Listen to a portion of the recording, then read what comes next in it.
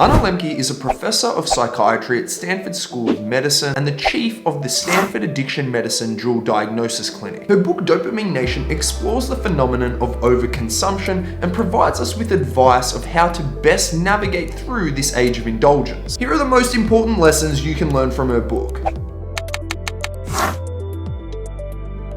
The most important thing you learn from this book is that pain and pleasure are located and processed in the same part of the brain, and they act like a balance or a seesaw. Lembke explains that the seesaw wants to remain level, and when something makes it tip, the brain works really hard to restore balance. For example, when you engage in an enjoyable activity, let's say watching Netflix, dopamine is released in your brain, and this feel-good chemical makes your pain-pleasure seesaw tip to the side of pleasure. Your brain then has to work to restore balance, and in doing so, actually tips past level an equal and opposite amount to the pain side. This feeling of pain is generally experienced as a craving or a wanting for more. With regard to Netflix, it probably arises as an urge to watch another episode of Bridgerton. Other examples include the craving you get to eat just one more piece of cake, to have one more smoke, or to refresh your Instagram feed just one more time. Now, if you wait long enough after engaging in a high dopamine releasing activity,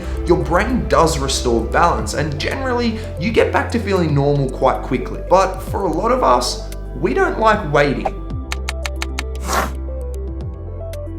A phenomenon called neural adaptation occurs when we continue to engage in high dopamine activities without giving our brains a chance to restore balance. Essentially, Lembke tells us that if we continue to engage in high dopamine activities, our brains begin to adapt, and the joy that we feel from those activities gets weaker and shorter in duration. We often need more of that activity or substance to get the same level of enjoyment. Not only does this occur, but our pain-pleasure balance gets out of whack. Instead of experiencing an equal amount of pain after pleasure, we start to feel more pain after pleasure. To get a better idea of how this may work, let's look at a scenario involving alcohol. Generally speaking, when we first start drinking at legal age, one beer feels great. So we drink, our brain releases dopamine, and we feel pleasure. After finishing our beer, our brain attempts to restore dopamine levels by balancing the seesaw, and in doing so, overcorrects and tips to the pain side. This presents as the craving for another beer. The craving isn't that bad though, and so we resist it, and after a short period of time, we feel back to normal. With repeated exposure though,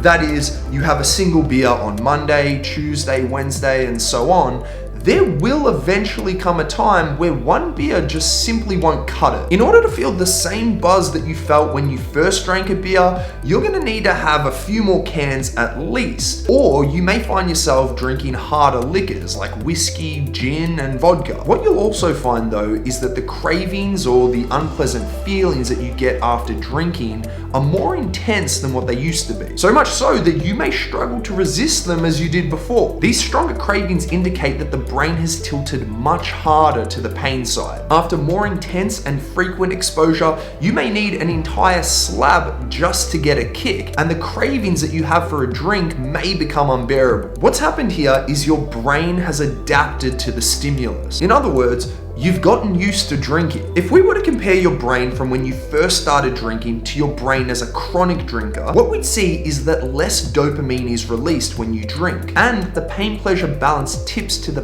pain side far harder and longer than it used to. Essentially, from your perspective, drinking has become less fun, and the come down and cravings are stronger and longer. And this makes it difficult for your dopamine levels to return to baseline. Sometimes a brain can be so overwhelmed from repeated use or exposure that after experiencing a short, weak pleasure and then crashing to a massive unequal pain, the brain can't actually return to baseline at all. Instead, the brain settles under baseline in what is called a dopamine deficit state. This means that the brain is constantly tilted to the side of pain. This can present as anxiety, depression, craving, a lack of focus, a lack of motivation, and a lack of enjoyment in normally enjoyable activities. Unfortunately, this is the brain state that many people live in. It can be caused by overconsumption of any dopamine releasing activity, but is certainly more likely to be brought on by overuse of potent stimuli, such as TikTok, Instagram, Twitter, porn, drugs, alcohol, smoking, sex, junk food, sugar, and gambling.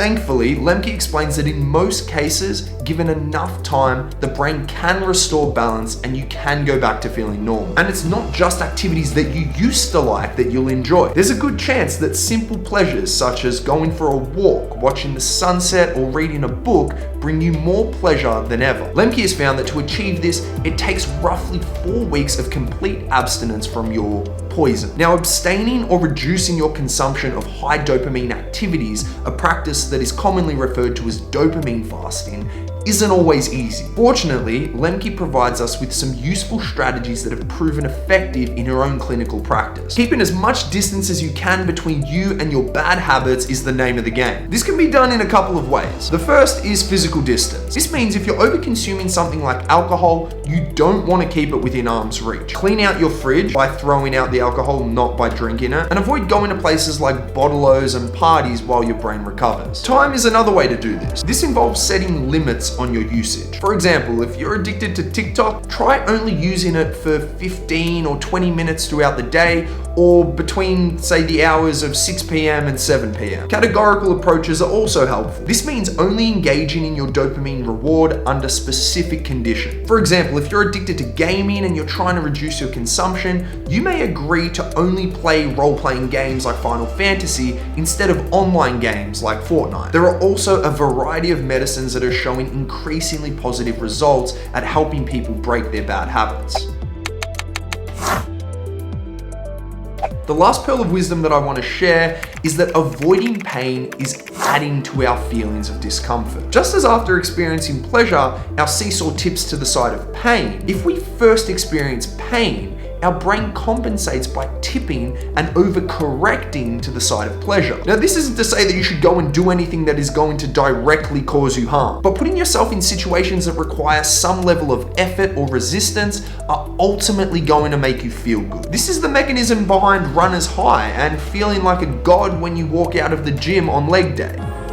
I'm God. Now, there are multiple ways to experience this sense of pleasantness, such as ice baths, studying, exercising, meditating, completing a puzzle, or working on a project. Even making your bed or doing the laundry can help create this feeling to some degree. Anything that you feel like you really don't want to do, go and do it. You will experience a sense of pain, but as your brain seeks to restore dopamine levels to baseline, it will tilt an equal and opposite amount over to the side of pleasure. In fact, in some cases, the good feeling tends to be longer lasting than the pain, sometimes lasting up to several hours. Ice baths are an example of this. Anna Lembke's Dopamine Nation explains all of this and more in far more detail. It's extremely useful, and I think that it can really help a lot of people live more happy and meaningful lives. I really do hope you take the time to read it. Thanks for watching. I'll see you next time.